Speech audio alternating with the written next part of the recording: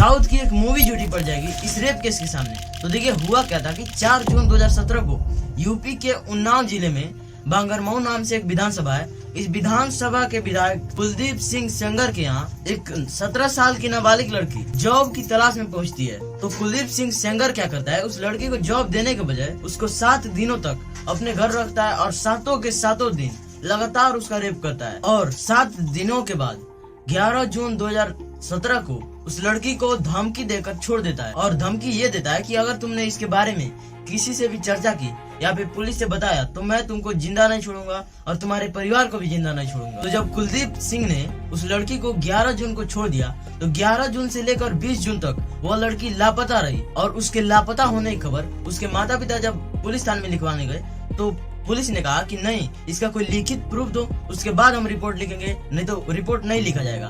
तो उसके पिता के पास कोई लिखित रिपोर्ट नहीं था, जिसे पुलिस ने उनकी रिपोर्ट नहीं लिखी।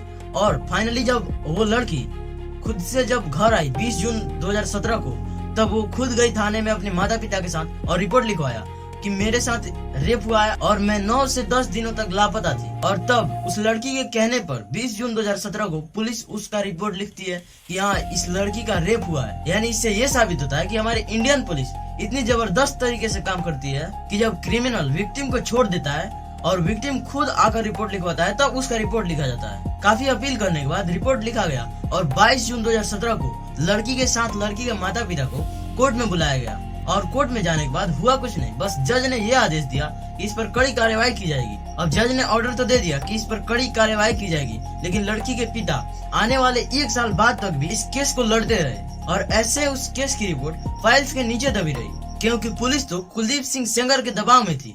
उस लड़की के पिता लगातार केस लड़ते रहे और विधायक कुलदीप सिंह की तरफ से उनको धमकी आ रही थी कि तुम केस लड़ना छोड़ दो, नहीं तो मैं तुमको जिंदा नहीं छोड़ूंगा। लेकिन लड़की के पिता हार नहीं मान रहे थे। तो ऐसे में क्या हुआ कि कुलदीप सिंह के भाई अतुल सिंह और उसके आदमियों ने मिलकर लड़की के पिता को खूब मारा पीटा।